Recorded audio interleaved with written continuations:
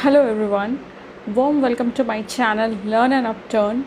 The state government and central government has started various educational schemes to improve the standard of the education in the state or the country, and also to improve the elementary education program and to reduce the gender disparity, as education is the fundamental right of each and everyone according to Article 21A.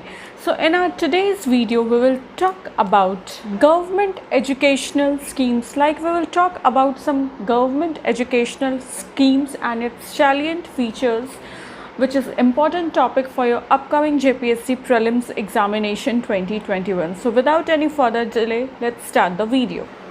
Number 1 is Sarva Shiksha अभियान.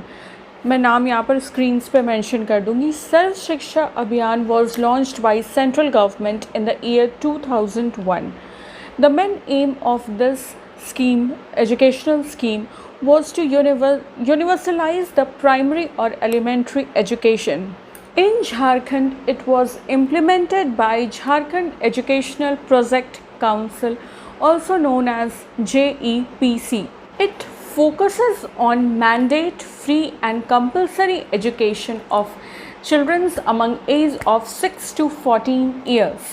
सर्व शिक्षा अभियान जो है उसकी salient features के बारे में अगर हम बात करें तो जो इम्पॉर्टेंट पॉइंट्स ये इसके ऑब्जेक्टिव है इस स्कीम की, वो ये है कि ज़्यादा से ज़्यादा प्राइमरी स्कूल्स को ओपन किया जाए और वहाँ पर ज़्यादा से ज़्यादा स्टूडेंट्स को, जो बच्चे हैं, उन्हें स्कूल आने के लिए मोटिवेट किया जाए. कुछ ऐसी स्कीम्स चलाई जाएँ जैसे मिड डे मील वगैरह हो गया, जिससे बच्चे मोटिवेट होकर, अट्रैक्ट होकर स्कूल आए. जो बच्चे स्कूल नहीं आते हैं उनसे पर्सनल टच पे जाकर अप्रोच करना, उन्हें अवेयर करना, जागरूक करना और उन्हें स्कूल बुलाने की कोशिश. बच्चों की स्कूल में पार्टिसिपेशन को बढ़ाना. इन शॉर्ट, क्लास स्ट्रेंथ को इंक्रीज़ करना. स्टूडेंट्स, टीचर्स एंड पेरेंट्स के बीच में जो गैप है उसे डिमिनिश करना, उसे कम करना.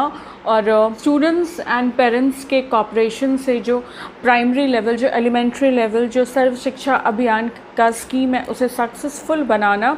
ज़्यादा से ज़्यादा बच्चों को एजुकेशन प्रोवाइड करवाना. जो बच्चे डिप्राइव्ड हैं एजुकेशन से, जिन्हें स्पेशल नीड्स हैं, ये सारी फैसिलिटीज़ उन्हें पूरा कराना इस एजुकेशनल स्कीम का मेन ऑब्जेक्टिव है.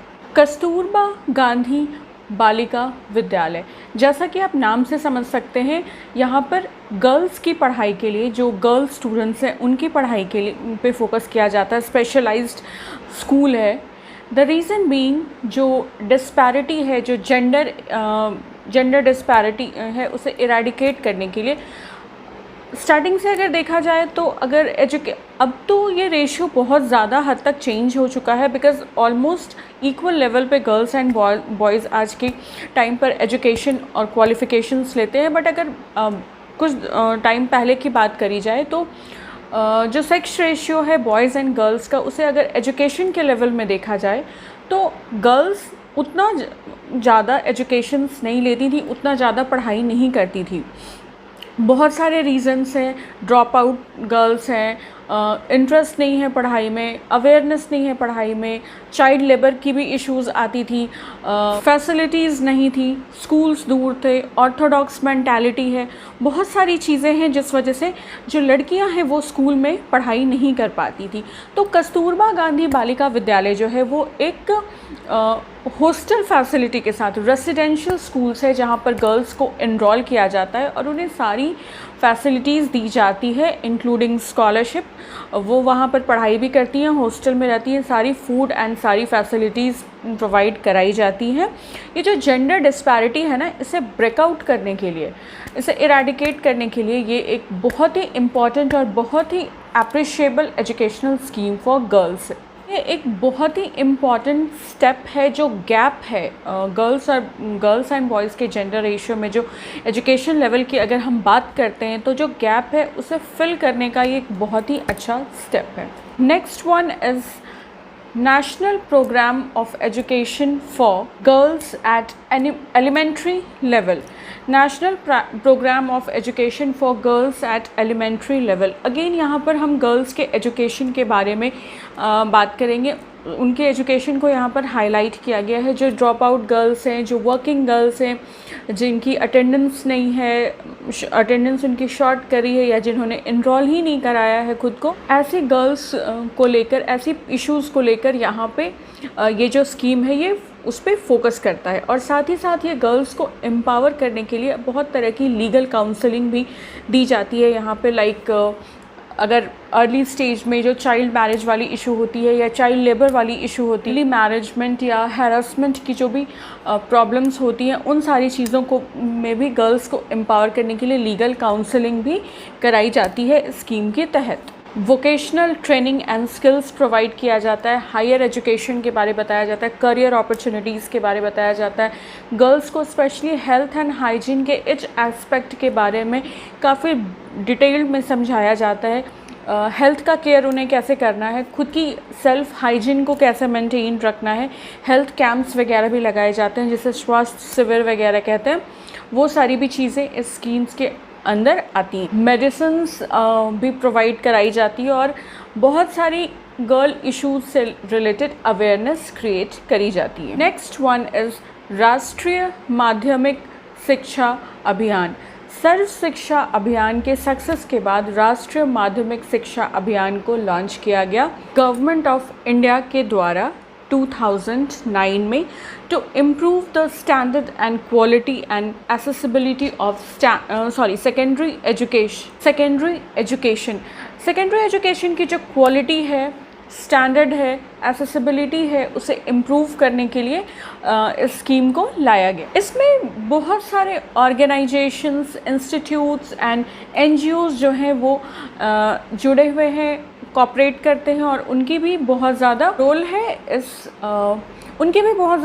है इस पूरे प्रोग्राम को सक्सेसफुल बनाने में. Now the most important educational scheme which is mid day meal scheme was implemented on 15th of August 1995. Mid day meal को लाने का जो मोस्ट इम्पॉर्टेंट रोल कह सकते हैं या मोस्ट इम्पॉर्टेंट मोटिव जो है वो दो है. फर्स्ट वन इज़ दैट कि जो स्टूडेंट्स हैं, जो बच्चे हैं जिन्हें स्कूल में आकर पढ़ाई करनी चाहिए, वो स्कूल्स में नहीं आ रहे थे. मतलब बच्चों को स्कूल लाने के लिए ये एक स्कीम है जो कि बच्चे इससे अट्रैक्ट होकर स्कूल आएंगे. लाइक फूड की बात करी जाती है यहाँ पे, रेडीमेड फूड्स बच्चों को मिड डे मील प्रोवाइड कराया जाता है, तो उससे अट्रैक्ट होकर उस वजह से बच्चे आएंगे, जिससे इनरोलमेंट के साथ साथ रिटेंशन लेवल भी बढ़ेगा बच्चों का. बच्चे एडमिशन करवाएंगे एंड वो स्कूल आएंगे. फूड के बहाने, मिड डे मील के बहाने ही वो पढ़ाई करेंगे, कुछ सीखेंगे. सबसे पहला इम्पॉर्टेंट मोटिव यही है कि मील के थ्रू उन्हें अट्रैक्ट करना और प्रॉपर मील उन्हें प्रोवाइड कराना.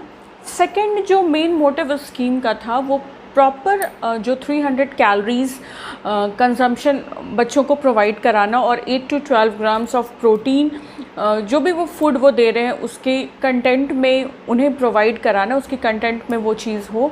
कैलोरीज़ और प्रोटीन्स बेसिकली जो न्यूट्रिएंट्स, जो न्यूट्रिशन होती है वो बच्चों को प्रोवाइड कराना. बिकॉज़ बच्चे इस वजह से स्कूल आ रहे हैं. तो साथ साथ जब ये स्कीम लॉन्च हुई थी तो ये भी इसका एक मोटिव था कि बच्चों के हेल्थ पे ध्यान दिया जाए, उन्हें न्यूट्रिशनल फूड प्रोवाइड किया जाए ताकि पढ़ाई में उनका ज़्यादा कंसंट्रेशन लगे, ध्यान लगे. बट अगर प्रेजेंट सिनेरियो की हम लोग बात करेंगे तो बहुत जगह पर ये मिड डे मील सक्सेसफुल है, बट बहुत जगह पर उतना hygienically mid day meal avail नहीं कराया जाता है बच्चों को. और जो कैलोरी एंड प्रोटीन्स को लेकर ये स्कीम की शुरुआत हुई थी कि इतनी कैलोरीज और इतनी प्रोटीन्स होनी चाहिए मील में, इस तरह का फूड प्लान होना चाहिए, वो भी बहुत जगह पर अवेलेबल नहीं है. बहुत जगह पर प्रॉपर तरीके से प्रोवाइड नहीं कराया जाता है बच्चों को. बट सिंस अभी भी ऐसे बच्चे हैं जो सिर्फ मिड डे मील की वजह से ही गवर्नमेंट स्कूल्स में दाखिला लेते हैं ताकि वो दिन का खाना वहाँ पर खा सकें, और इस वजह से ही वो स्कूल जाते हैं. ये एक बहुत ही इम्पॉर्टेंट कंसर्न कह सकते हैं हम, भी इनरोलमेंट, रिटेंशन एंड एडमिशन की जो रेट है वो बढ़ी है। Next one is Jharkhand education project council.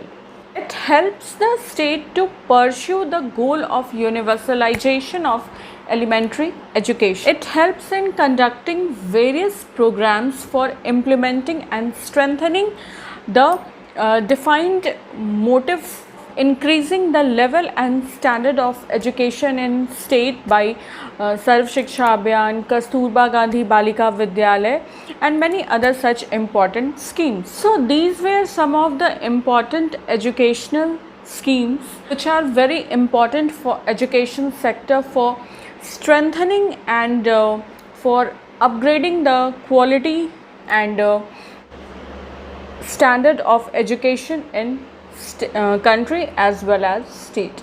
Government education schemes in Jharkhand is again an important and a useful topic in regard with your upcoming JPSC examination 2021, which is going to be held on 19th of September 2021.